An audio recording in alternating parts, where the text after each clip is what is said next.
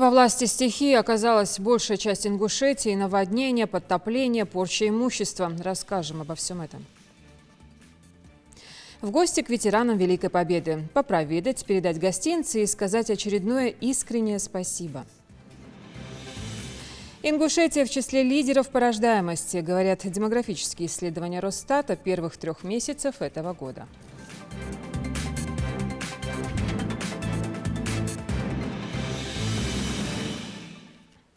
Здравствуйте, это новости 24. Ингушетия уже второй день во власти холодного фронта. Обильные осадки вызвали подъем уровня реки Сунжа. Многие районы оказались подтоплены. Наши корреспонденты выехали в наиболее пострадавшие населенные пункты. Микаил Тангиев с подробностями. Доброе утро мне сегодня. 7 мая 2020 года. Это все творится у меня во дворе. Явно не такого доброго утра ожидали жители села Троицкое, проснувшиеся сегодня и увидев повсюду такое количество воды. Стихия застала сельчан врасплох, да так, что многие просто не успели приготовиться и уберечь домашнее хозяйство и прочую утварь от внезапного наводнения. В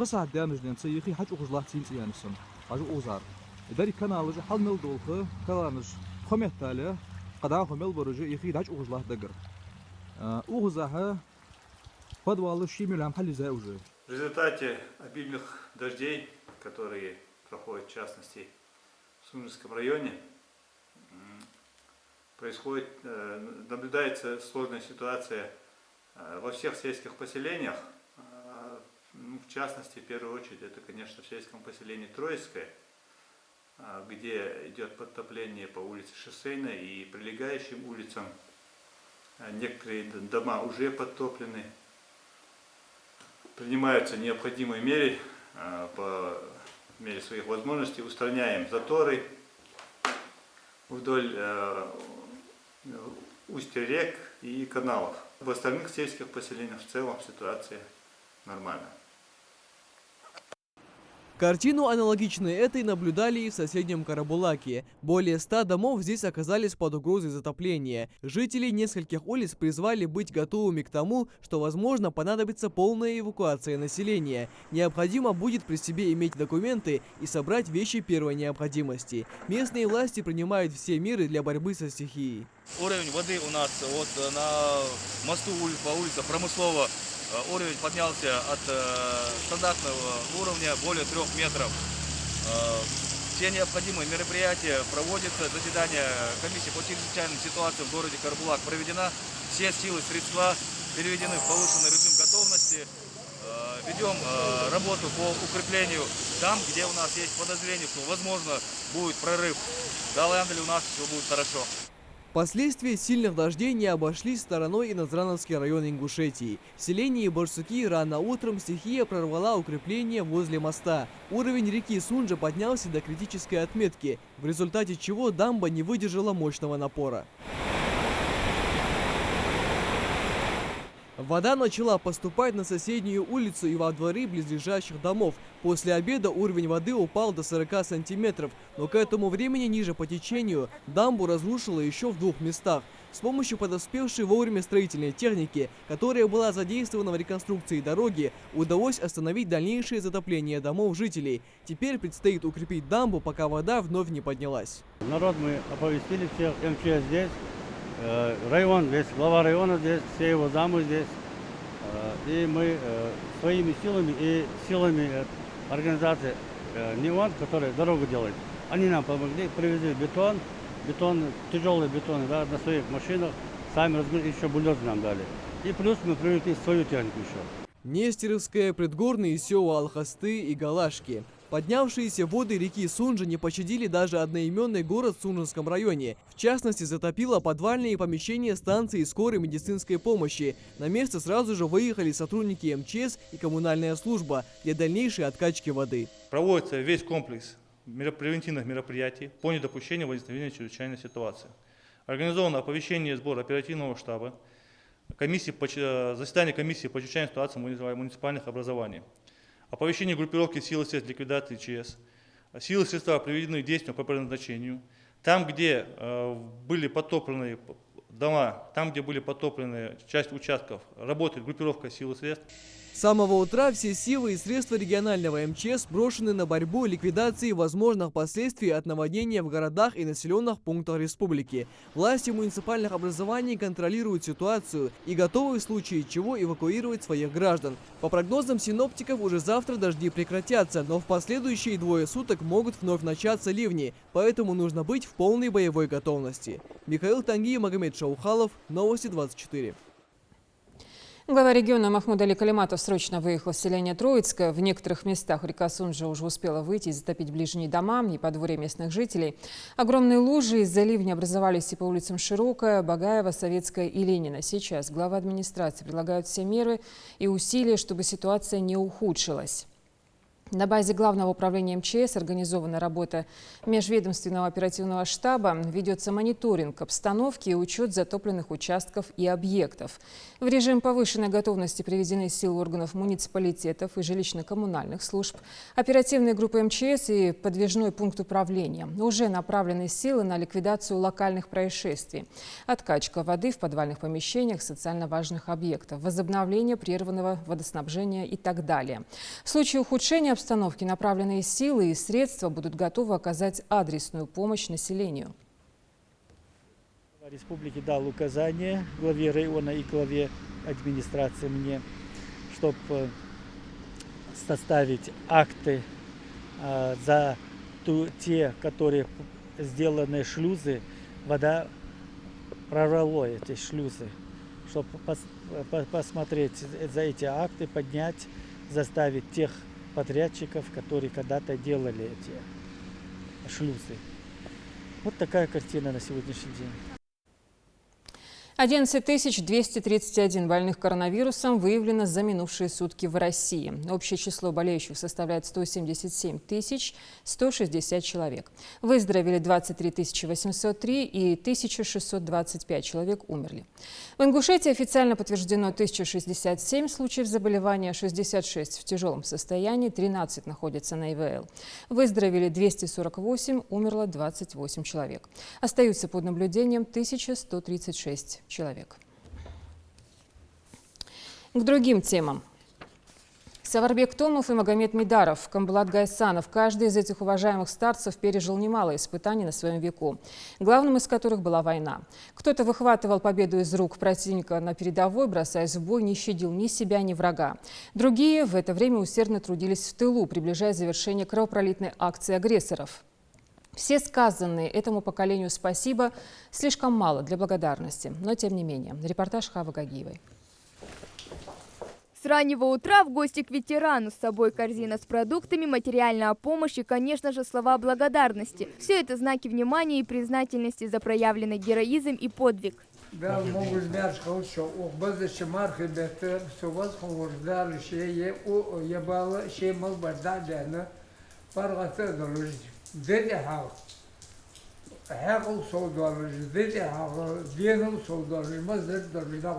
Камбулату Гайсанову 98 лет, но и сейчас он не уступает своим мужественным видом и гордой осанкой. 16-летним мальчишкой он ушел на войну, попал в партизанский отряд и принял участие в важном сражении – Малгобекской оборонительной операции.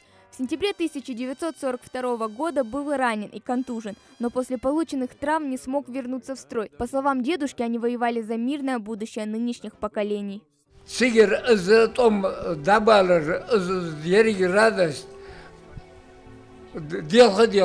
радость принимать дядой. Так, суханде саха, юхтуалуш, 9 мая поздравляю дуаз.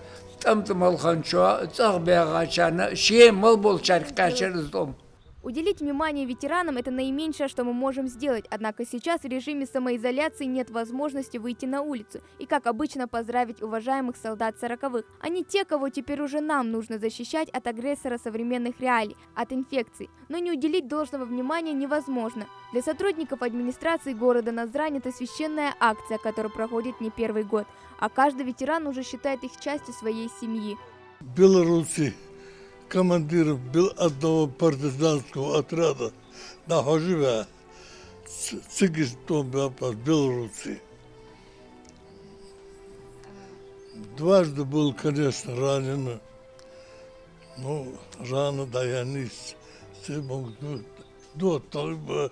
Под командованием Магомеда Мидарова его отряд 2 года успешно выполнял все поставленные задачи, был награжден медалью за отвагу. Дедушка и сейчас остается таким же веселым и задорным, как в молодые годы. Гостям из мэрии очень рад и признается, что такой визит в очередной раз подтверждает то, что их заслуги помнят и ценят. طول علامة البرياد شو بعد دور شو داخل وش بلاقت الجنبة قرطة دال إيش بدوشو دال جاز خلصو. В борьбе с германскими захватчиками принимали активное участие не только воинские соединения, но и все труженики тыла. Они обеспечивали фронт всем необходимым – вооружением, военной техникой, боеприпасами, топливом, а также продовольствием, обувью и одеждой. Несмотря ни на что, они трудились ради великой победы.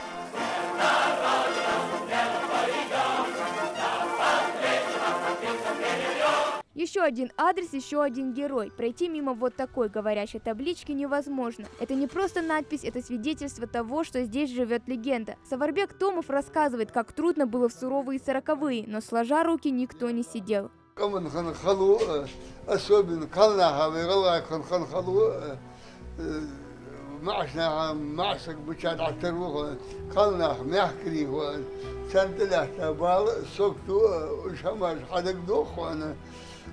بعض بيحكوا شكون سيبلي ومدغتري ويكون ويجوا جاكون تما دول كشل القم داركون خبير شكون سو واكوش وشي تكويكون هس حدا دعوا وياتي واكوش وعليه دكاكون شو في أنجشتيكون حبو أنجش حبوش نياتي شو هيك عشبوش نياتي سيكي هون يوكا كوفي أكرهون لحت خدا خيستي داكون عدواتي وردك.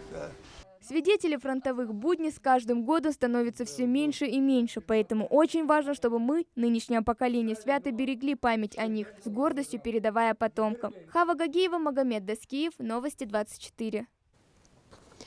Специально ко Дню Победы столичные власти запустили акцию «Флаги России». Триколоры сейчас можно увидеть в Магасе и на остановках, фасадах домов и социальных учреждений.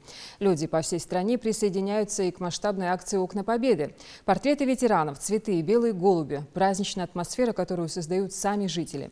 Добрую память о своем дедушке участники войны хранят и в семье Бекбузаровых. Репортаж Даны Плиевой. Пара последних штрихов, чтобы подвести овал лица, контур глаз, и вот портрет любимого дедушки уже готов. А еще голуби мира, георгиевские ленточки, наклейки с 75-летием Победы и несколько фотографий. Как память об отважном 17-летнем юноше, участвовавшем в далеких 40-х Малгобекской оборонительной операции. Окно Победы внуки украшают с гордостью, но вспоминать о войне Тагир Бекбузаров не любил, признается внук Магомед. В памяти остались лишь скупые рассказы дедушки. Он рассказывал, что он проходил через Гейбекюрт и через Камбелеевку, говорил, отвозил раненых людей. После войны он вернулся домой. Когда он пришел, там его родных семей никого не было. Ему сказали, что их в Казахстан отвезли.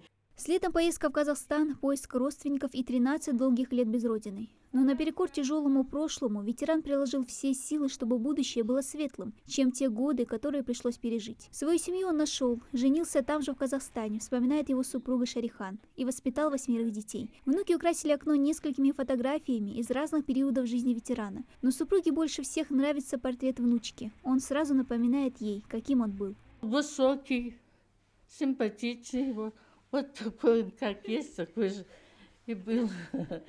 Грамотный был, характер тоже ничего. Жили, детей было, ничего, пожили хорошо. Тагира Бекбузарова не стало 3 года назад. Но помнить его Магомед будет не только как отважного солдата, но и любимого дедушку. Вот он с ним украшает одну из полос газеты, как первый родившийся внук Магаса. Пробуждает воспоминания о нем костюм с наградами. И это акция. Когда я был маленький, он все больше мне уделял времени свое. Со мной играл, со мной гулял он по парку. Все детство у меня с ним прошло, рядом с ним. В преддверии 75-летия Победы администрация Магаса провела еще несколько акций. Раздала людям и символ Победы – георгиевские ленты. А несколько дней назад российский триколор украсил многие дома и учреждения столицы в рамках акции «Флаги России».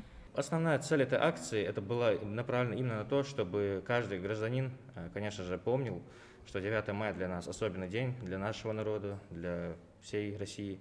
И, соответственно, триколор это является символом данной победы.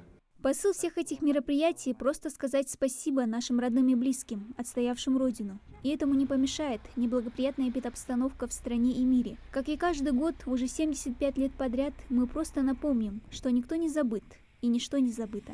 Я бы хотел пожелать нашим ветеранам в первую очередь здоровья, ну и, конечно же, сил, да, чтобы жить дальше и, в общем, они могли радоваться этой жизни.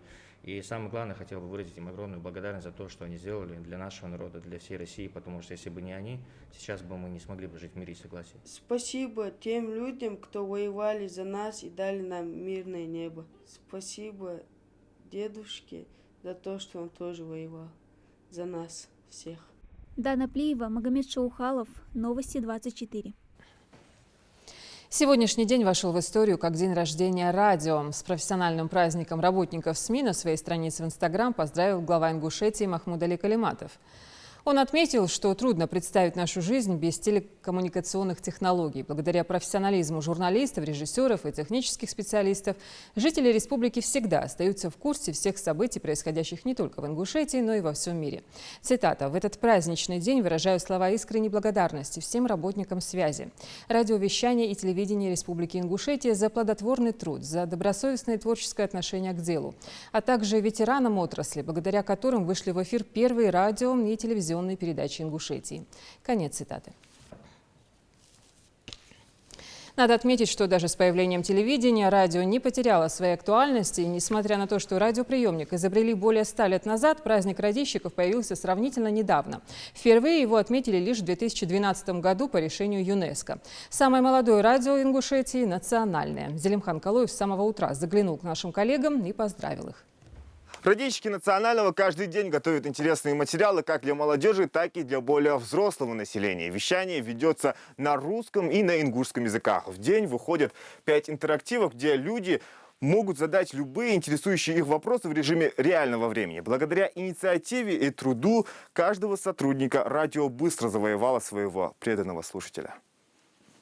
Их не видно, но всегда хорошо слышно. Все мы пытаемся представить силуэт радиоведущих, когда слышим их голос по приемнику. Так вот она, Милана Манкиева, та самая девушка, которая рассказывает вам новости, держит в курсе событий и затрагивает все самые больные вопросы на прямых эфирах. Все плохо, меня не кормят, таблеток нет, никто ко мне не подходит, то есть я просто лежу и всем на меня все равно. Лучше бы я дома остался. Вот как вы можете эти заявления прокомментировать? То есть имеют место быть такие случаи, либо это, может быть, кто-то от того, что нечем заняться, эти сообщения записывает? Очередной гость эфира Ахмед Боров, руководитель Росздравнадзора по Ингушетии. Догадаться, о чем идет речь, несложно. Коронавирус вот уже несколько месяцев остается темой номер 1. Меры предосторожности, самолечения, эпидситуация, жалобы вносят ясность по каждому тезису. Не рассчитана система на такой поток больных. Если, например, вот мы говорили до этого, что специалистов не хватает, конечно, не хватает. По всему миру их не хватает. Если, например, в спокойное время врачей-инфекционистов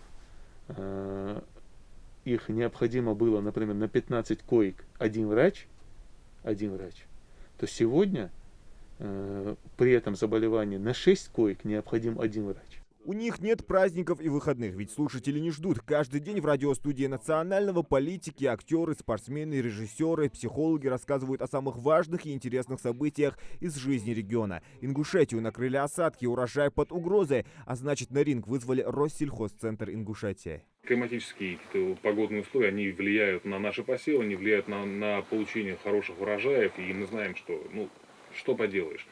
Против природы не пойдешь. Бойцы невидимого фронта не любят камер и запускают к себе телевизионщиков только по праздникам. Между важными дискуссиями телефонные провода разрываются желающими поздравить радищиков. Я очень сожалею, что я не могу выбраться, к сожалению.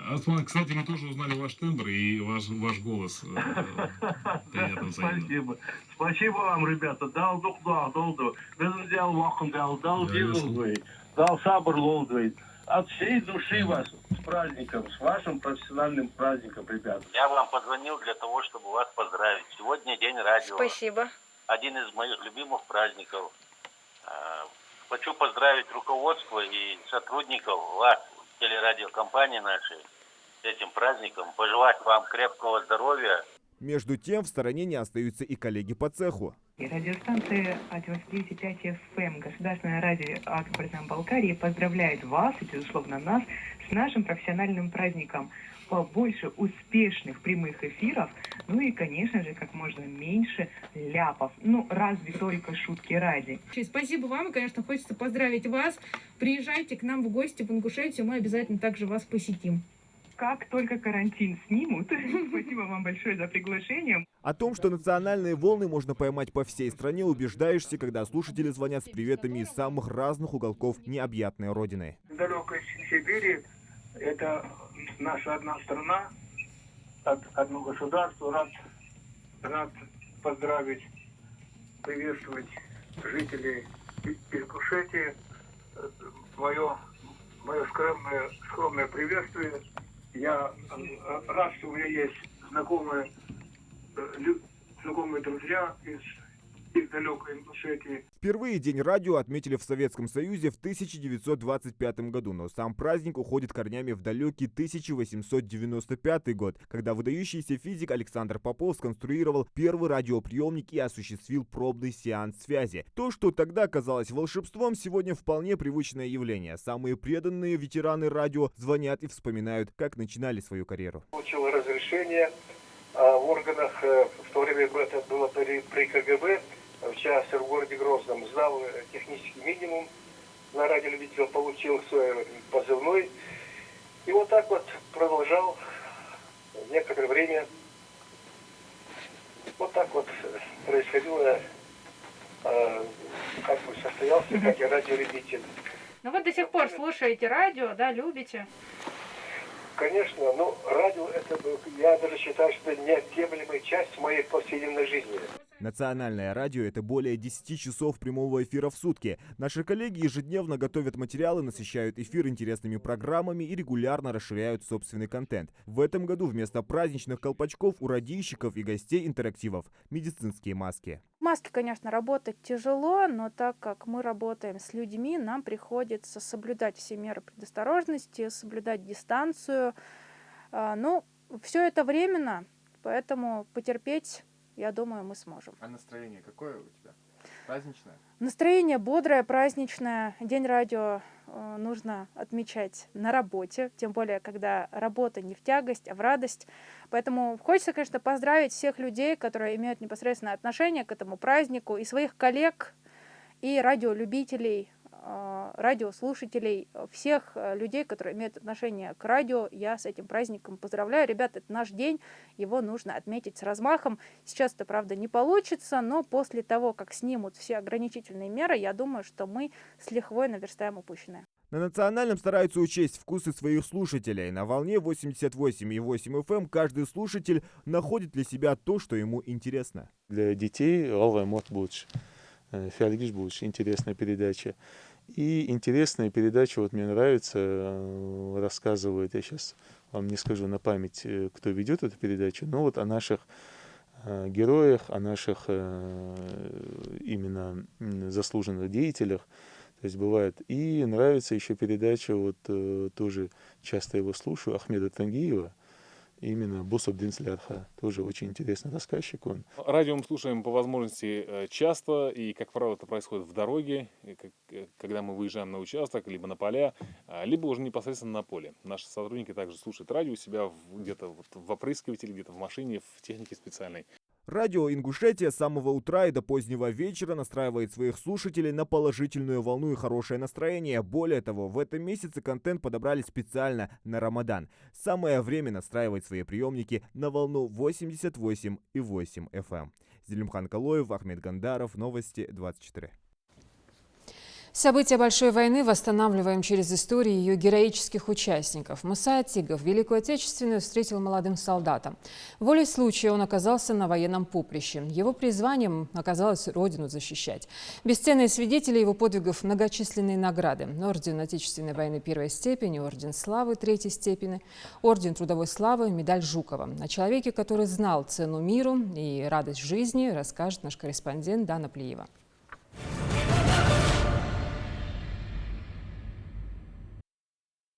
В В 1942 году Муса Атигов добровольцем ушел на фронт. Тогда ему было неполных 17 лет, и в военкомат он пошел по повестке, которая пришла его старшему брату Магомеду. Его в это время не было дома. В звании рядового в составе 10-й стрелковой дивизии он участвовал в освобождении от немецко-фашистских захватчиков Донбасса, Днепропетровска, Таганрога и Курска. За боевые заслуги был награжден орденами Отечественной войны первой степени, славы третьей степени, трудовой славы и медалью Жукова. В ходе битвы на Курской дуге его тяжело ранило, и почти год он лечился в госпитале.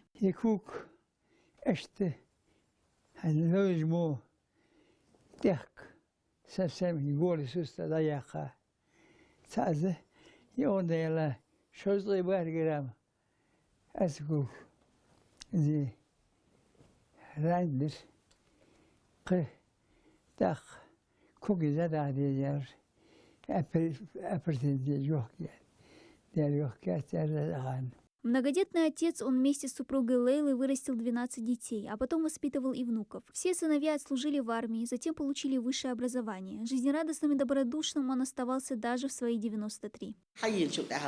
Как я вышла замуж, у нас в Казахстане родились 5 детей. После мы приехали домой. Он был хорошим отцом для своих детей и замечательным мужем. Он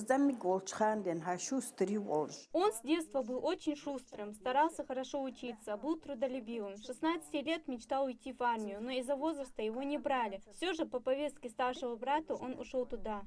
Его уважали и чтили родственники, односельчане и все жители республики. В последние годы 93-летний ветеран из-за болезни был прикован к постели, но его не забывали. Каждый год в канун Дня Победы ветераны обязательно приходили навестить школьники и представители общественных организаций, да и все, кто знал.